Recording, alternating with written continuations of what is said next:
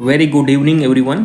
आज के लेक्चर में हम FT11 में जूलॉजी सेक्शन के ओवरऑल 45 क्वेश्चंस की एनालिसिस करने वाले हैं। आप लोग पेपर को साथ साथ मैच करके कमेंट बॉक्स में अपने अपने मार्क्स को बता सकते हैं। तो स्टार्ट करते हैं। Question number 136। क्वेश्चन नंबर 136 क्या कह रहा है? Recognition sequence of which of the following enzyme is not present in the selectable marker of PBr 322। पहली बात तो आपको PBr 322 के सेलेक्टेबल मार्कर पता होना चाहिए कौन कौन से होता है। Ampicillin, tetracycline, kanamycin and chloramphenicol. जब हम प्लाज्मिड की स्ट्रक्चर बनाते हैं PBr 322 पे तो दो साइट हम यहाँ पे वो डिराइव करते हैं। तो एम्फीसिलिन के लिए ये है और टेट्रासाइक्लिन के लिए ये वाली साइट, राइट साइड वाली। तो एम्फीसिलिन के लिए जो साइट थी उस पर क्या था? PVU फर्स्ट और PST फर्स्ट। और टेट्रासाइक्लिन पे क्या था? BAMH first, cell first. तो देखो एम्फीसिलिन और टेट्रासाइक्लिन पे ये साइट थी वो सेलेक्टेबल मार्कर की। क्लियर? तो यहाँ पे देखो PVU फर्स्ट है एम्फीसिलिन पे, BAMH फर्स्ट है टेट्रासाइक्लिन पे, PST फर्स्ट है एम्फीसिलिन पे, लेकिन EcoR फर्स्ट नहीं है। तो थर्ड वाली क्लियर हो गई। तो थर्ड वाला ऑप्शन हो जाएगा 136 में। क्वेश्चन नंबर 137 क्या कह रहा है? Agarose is a natural polymer of, तो हमने बताया था क्या? सीवीड। एग्रोस जेल इलेक्ट्रोफोरेसिस जो प्रोसेस हो रहा था DNA के लिए, तो उसमें कौन सा था? सीवीड से जो ऑब्टेन करते थे नेचुरल पॉलीमर था एग्रोस जेल। क्वेश्चन नंबर 138 क्या कह रहा है? जेनेटिकली मॉडिफाइड कौन कौन से हैं इसमें से? तो पोमैटो है, सोमैटिक हाइब्रिडाइजेशन का एग्जाम्पल। क्लियर? रेट्रोवायरस नहीं है। रेट्रोवायरस और मिलेडोगाइन इनकॉग्निसिया जो थे वो नेचुरल ऑकरिंग है, नेचुरली ऑकरिंग नेचुरल थे। रोजी जो हाई प्रोटीन रिच मिल्क का प्रोडक्शन कराती थी, कितना था प्रोटीन? 2.4 ग्राम पर लीटर। क्लियर? बेसिलस थ्यूरिंजिएसिस ये भी था। तो इसमें से ओवरऑल जेनेटिकली मॉडिफाइड ऑर्गेनिज्म कितने हो गए? तो 3 हैं, पोमैटो, रोजी और बेसिलस थ्यूरिंजिएसिस BT। क्वेश्चन नंबर 139 क्या कह रहा है? करेक्ट स्टेटमेंट पूछ रहा है। करेक्ट स्टेटमेंट देखो क्या है। पहला कह रहा है normal E coli cell carry ampicillin resistant gene and tetracycline resistant gene, तो नॉर्मल वाला नहीं होता है। क्लियर? तो पहला ऑप्शन इनकरेक्ट हो जाएगा। दूसरा क्या कह रहा है? Presence of selectable marker gene help in eliminating the non transformant, तो हमने ट्रांसफॉर्मेंट, नॉन ट्रांसफॉर्मेंट, रिकॉम्बिनेंट और नॉन रिकॉम्बिनेंट के बारे में ऑलरेडी बताया था, तो यही वाला सही हो जाएगा। थर्ड वाला ऑप्शन देख लेते हैं। कह रहा है copy number of plasmid is higher than bacteriophage. गलत। तो बैक्टीरियोफेज में हाइयर होता है। क्लियर? प्लाज्मिड में हाइयर नहीं होता है। तो थर्ड वाला इनकरेक्ट हो जाएगा। फोर्थ में क्या कह रहा है? साल्मोनेला जो होती है ह्यूमन इंसुलिन के प्रोडक्शन में आई थी, एली लिली कंपनी ने जब यूज किया था, नहीं, इसमें क्या यूज हुआ था? E coli bacteria. तो इसमें 139 का सेकेंड ऑप्शन करेक्ट हो जाएगा। क्वेश्चन नंबर 140 क्या कह रहा है? स्टेटमेंट वाइज क्वेश्चन है। फर्स्ट स्टेटमेंट क्या? हमने देखो ये प्रीवियस क्वेश्चन पेपर में भी पूछ चुका है। मेन प्रॉब्लम क्या हो रही थी असेंबलिंग करने में, तो ये देखो फर्स्ट ऑप्शन करेक्ट हो जाएगा। और देखो प्रो इंसुलिन थी, उसमें C चेन प्रेजेंट थी, मैच्योर में C चेन एब्सेंट थी, तो ये वाला भी करेक्ट हो जाएगा। स्टेटमेंट B भी करेक्ट है। तो इसमें क्या हो जाएगा? Both statement are correct. Third option correct हो जाएगा। क्वेश्चन नंबर 141 क्या कह रहा है? रिकॉम्बिनेंट DNA टेक्नोलॉजी के देखो क्या कह रहा है? Consider the following step of recombinant DNA technology and select the one that has to be done before the ligation of desired DNA with the cloning vector.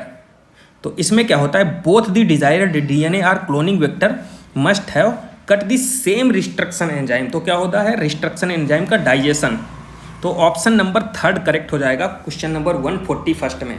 Question number 142 देखो क्या कह रहा है कि स्टायरर फैसिलिटेट। हमने बोला था कि मोस्ट कॉमन टाइप का बायोरिएक्टर क्या होता है? स्टायरिंग टाइप का। और इसमें क्या स्टायरर क्या मतलब कि मेंटेन रखता है? तो ऑक्सीजन की अवेलेबिलिटी को। तो फर्स्ट ऑप्शन करेक्ट हो जाएगा। क्वेश्चन नंबर 143 में देखो क्या होता है? कॉन्टिन्यूअस कल्चरल मेथड में कह रहा है कि हाईएस्ट बायोमास, तो हाईएस्ट बायोमास किसके लिए होता है? एक्सपोनेंशियल फेज के लिए। हाईएस्ट बायोमास किसके लिए होता है? एक्सपोनेंशियल। और एक्सपोनेंशियल वाली फेज कौन सी होती है? Log phase. तो सेकंड ऑप्शन करेक्ट हो जाएगा। क्वेश्चन नंबर 144 देखो क्या कह रहा है?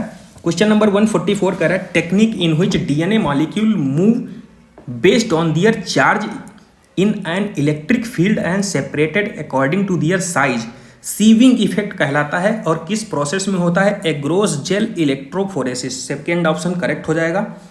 क्वेश्चन नंबर 145 कह रहा है supply of sterile air in the form of bubbles by sparger. Sparge type का बायोरिएक्टर बोल रहा है, इस टाइप का था जिसमें कर्व सरफेस नहीं प्रेजेंट थी, और कर्व सरफेस प्रेजेंट नहीं होने के कारण क्या था? सरफेस एरिया बढ़ रही थी। हमने आपको बताया था फिगर में भी। तो देखो क्या कह रहा है, स्पार्ज स्टायरर टैंक बायोरिएक्टर इंक्रीज, तो surface area for the oxygen transfer, तो सेकेंड ऑप्शन करेक्ट हो जाएगा। क्वेश्चन नंबर 146 क्या कह रहा है? BT form protein crystal. तो सीधे सीधे आपको याद होना चाहिए कि इंसेक्ट में क्या होता है? एल्कलाइन पीएच होता है, और एल्कलाइन पीएच पे वो एक्टिव हो जाते हैं, प्रोटॉक्सिन को टॉक्सिन में कन्वर्ट कर देता है। तो देखो पहला तो एसिडिक पीएच नहीं एल्कलाइन, तो इसमें कौन सा हो जाएगा? सेकेंड ऑप्शन पढ़िए, it convert active from due to alkaline pH of gut, तो सेकेंड ऑप्शन करेक्ट हो जाएगा। क्वेश्चन नंबर 147 देखो क्या कह रहा है, फाइंड आउट ऑड वन। देखो एलाइसा, वेस्टर्न ब्लॉट और पीसीआर ये हैं अर्ली डायग्नोसिस के लिए सिम्टम्स। देखो क्या होता है, अर्ली डिटेक्शन पॉसिबल हो जाएगा तो क्योर हो सकता है, लेकिन अगर कन्वेंशनल मेथड के थ्रू हम जाएंगे तो बहुत टाइम हो जाएगा, तब तक डिजीज़ पूरी बॉडी में फैल चुकी होती है। कन्वेंशनल मेथड में क्या आता है? सीरम और यूरिन टेस्टिंग, तो फोर्थ वाला इनकरेक्ट हो जाएगा। अर्ली डिटेक्शन के लिए ये सारे हैं, फर्स्ट, थर्ड एंड सेकंड, ये वो है कन्वेंशनल मेथड के through, serum and urine. Clear? तो फोर्थ ऑप्शन ऑड हो जाएगा इसमें। क्वेश्चन नंबर 148 क्या कह रहा है? Incorrect for the treatment of adenosine deaminase. Adenosine deaminase में देखो क्या इनकरेक्ट है। हमने क्या बताया था? देखो परमानेंट क्योर कब होगा? जब एम्ब्रियोनिक स्टेज में बोन मैरो का ट्रांसप्लांटेशन हो जाएगा। ये देखो क्या कह रहा है, the enzyme replacement therapy can permanent cure. नहीं, परमानेंट क्योर केवल और केवल कब होगा? जब अर्ली एम्ब्रियोनिक स्टेज में बोन मैरो का ट्रांसप्लांटेशन कर दिया जाएगा, वो परमानेंट क्योर होगा। तो थर्ड वाला ऑप्शन इनकरेक्ट हो जाएगा।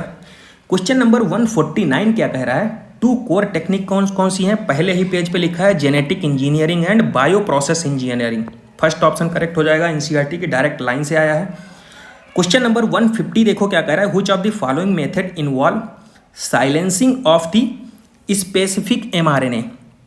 तो आरएनए इंटरफेरेंस हमने क्या बताया था? दो डबल स्टैंडर्ड आरएनए थे, फर्स्ट वाला और सेकंड वाला।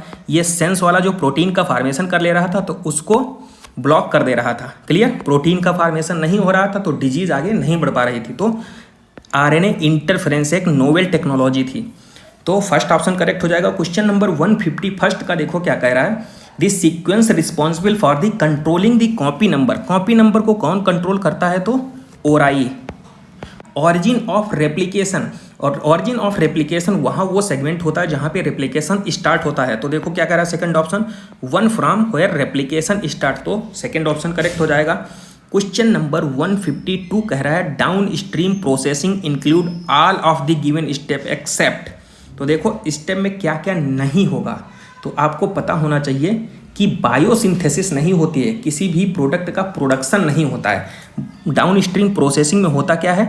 Separation and purification. तो देखो प्यूरिफिकेशन, एक्सट्रैक्शन, सेपरेशन, ये तो तीनों होंगे, लेकिन बायोसिंथेसिस नहीं होगी, तो फर्स्ट ऑप्शन इनकरेक्ट हो जाएगा। क्लियर? तो क्वेश्चन नंबर 153 में कह रहा है pure DNA precipitated by adding chilled ethanol. Chilled ethanol को जब हम ऐड करेंगे तो थ्रेड लाइक स्ट्रक्चर देखेगी, उसको स्पूलिंग के प्रोसेस के थ्रू हम अलग कर लेंगे। फिगर भी बनाया है एनसीईआरटी में राइट पेज पे नीचे की तरफ, तो इसको हमने ऐड भी कराया था। क्वेश्चन नंबर 154 कह रहा है व्हाट इज बायोरिएक्टर। बायोरिएक्टर में क्या होता है? लार्ज स्केल पे प्रोडक्शन कराना होता है और 100 से 1000 लीटर इसकी कैपेसिटी होती है। तो देखो क्या होता है, industrial vessels for the biomass culture, first option correct हो जाएगा। क्वेश्चन नंबर 155 में देखो क्या कह रहा है, at present recombinant therapeutics are being marketed in India. तो 12 हैं थेरेप्टिक्स इंडिया में, रिकॉम्बिनेंट थेरेप्टिक्स, और 30 थेरेप्टिक्स जो हैं approved world over wide for the human use, तो सेकंड ऑप्शन करेक्ट हो जाएगा। क्वेश्चन नंबर 156 क्या कह रहा है, before transformation host are made competent. तो देखो पहले क्या होता है, परमिएबल नहीं होता है। परमिएबिलिटी किसकी वजह से हो जाती है? कैल्शियम आयन से उसको ट्रीट करा देते हैं बाईवैलेंट। क्लियर? तो देखो ट्रीटिंग विद कैल्शियम आयन। और क्या हमने बताया था? पहले कोल्ड करेंगे फिर हॉट करेंगे। हॉटनेस किसकी वजह से होगी? 42 डिग्री सेंटीग्रेड पे। तो डाईवैलेंट कैल्शियम क्लोराइड, तो यहाँ पे हो जाएगा calcium chloride, first option correct हो जाएगा। 157 क्या कह रहा है? मैचिंग टाइप का है। प्लांट सेल के लिए सेलुलेस, फंजाई के लिए काइटिन, बैक्टीरियल सेल के लिए लाइसोजाइम, तो यहाँ पे फोर्थ ऑप्शन करेक्ट हो जाएगा। एम्प्लीफिकेशन देखो, पीसीआर पढ़ रहे तो 30 साइकिल के बाद हमने फार्मूला भी बताया था 2 की पावर n। n क्या होता है? Number of cycle. 2 की पावर अगर 30 करेंगे तो 1 बिलियन हो जाएगा। क्लियर? तो कौन सा हो जाएगा? 1 बिलियन टाइम्स। कुछ ऑप्शन नंबर 3 करेक्ट हो जाएगा। क्वेश्चन नंबर 159 कह रहा है enzyme isolated from Escherichia coli restrict their growth of bacteriophage. Bacteriophage की ग्रोथ को कैसे रिस्ट्रिक्ट करेगा? तो बैक्टीरियोफेज के अंदर जो डीएनए होता है उसको कट कर देगा। और अपना डीएनए क्यों नहीं कर पाता है? क्योंकि उसमें मिथाइल ग्रुप ऐड कर देता है, तो मिथाइलेटेड डीएनए को वो कट नहीं कर पाता है। ठीक है, तो ये यहाँ पे पूछा है restrict the growth of bacteriophage. तो बैक्टीरियोफेज की ग्रोथ को कैसे रिस्ट्रिक्ट करेगा? बैक्टीरियोफेज के डीएनए को कट कर देगा। तो देखो इसमें ऑप्शन कौन सा हो जाएगा? 3rd वाला, cutting the DNA of the bacteriophage. Clear? Question number 160 देखो क्या कह रहा है, टैग पॉलीमरेज के लिए इनकरेक्ट क्या है?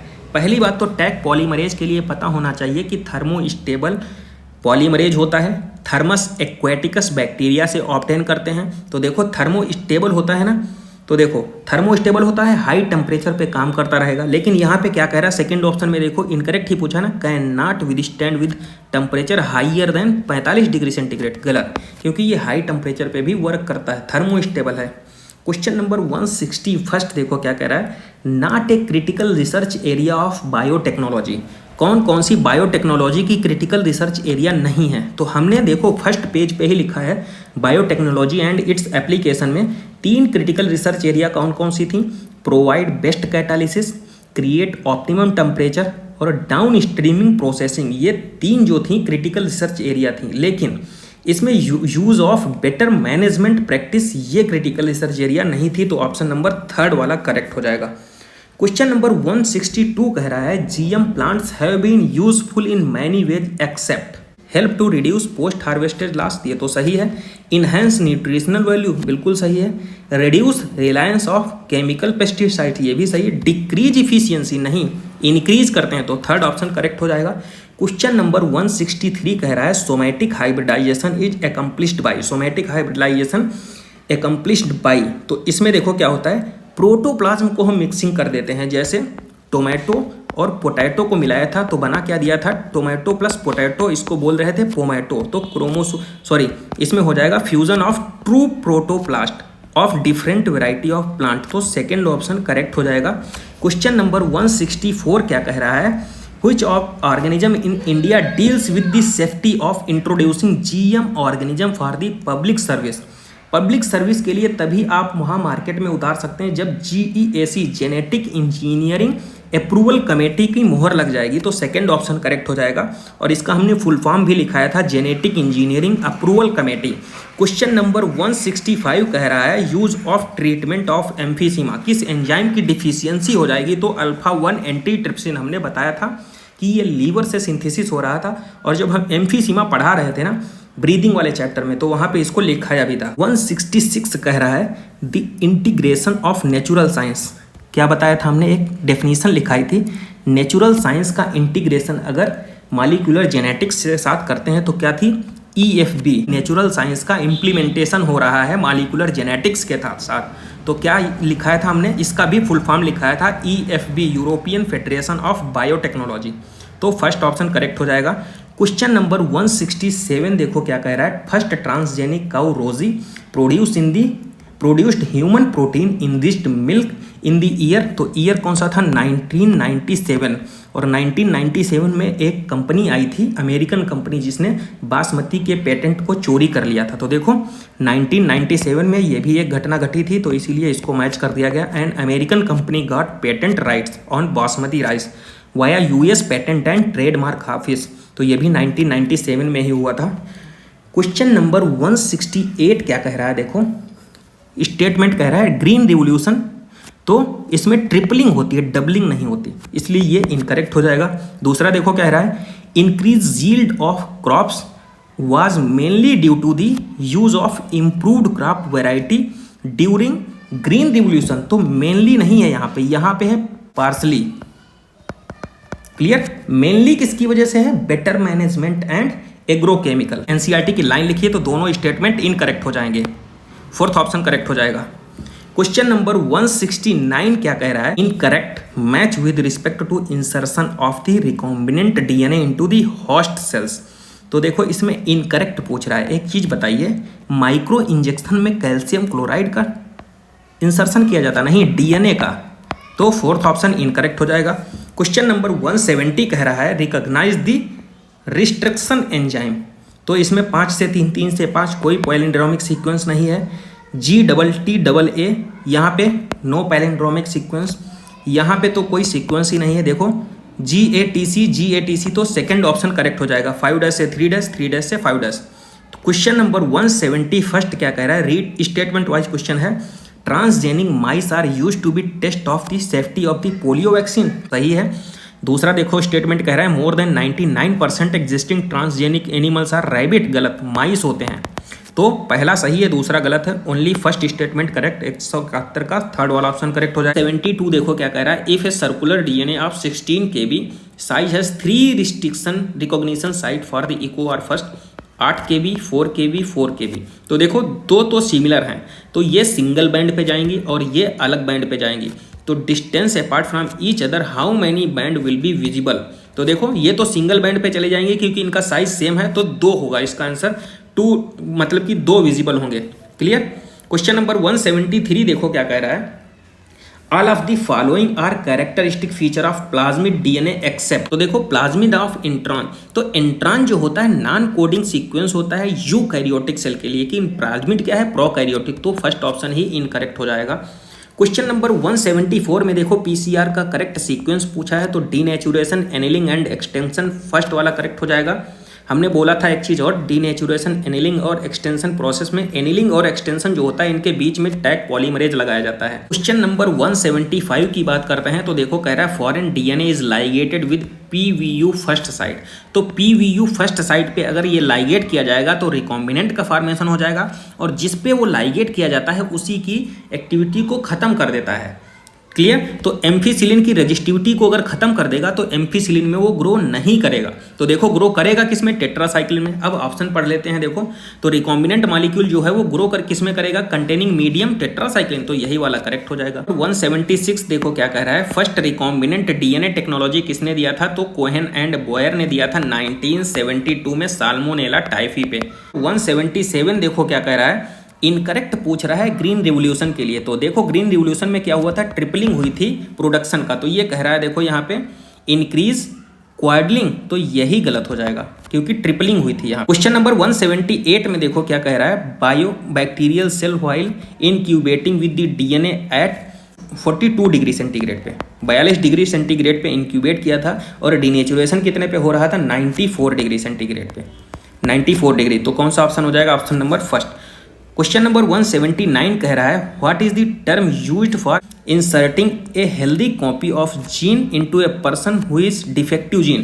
तो डिफेक्टिव जीन को हमको सही करना है तो जीन थेरेपी करेंगे ना। क्वेश्चन नंबर 180 में देखो कह रहा है American university fielded A patent for turmeric powder without proper authorisation. बिना किसी पेमेंट के या प्रॉपर एथोराइजेशन के अगर हम उसको यूज कर रहे हैं तो क्या कह देंगे? बायोपायरेसी। तो सेकेंड ऑप्शन करेक्ट हो जाएगा यहाँ पे। आई होप आपने पूरे क्वेश्चंस को अच्छे से मैच कर लिया होगा, और आपको अगर ये लेक्चर अच्छा लग रहा है तो इसको लाइक कीजिए। अगर आपने चैनल को सब्सक्राइब नहीं किया है तो उसको सब्सक्राइब कीजिए, और इस लेक्चर से रिलेटेड अगर कोई क्वेरी हो तो कमेंट बॉक्स में ज़रूर कमेंट कीजिए और पढ़ते रहिए। Thank you.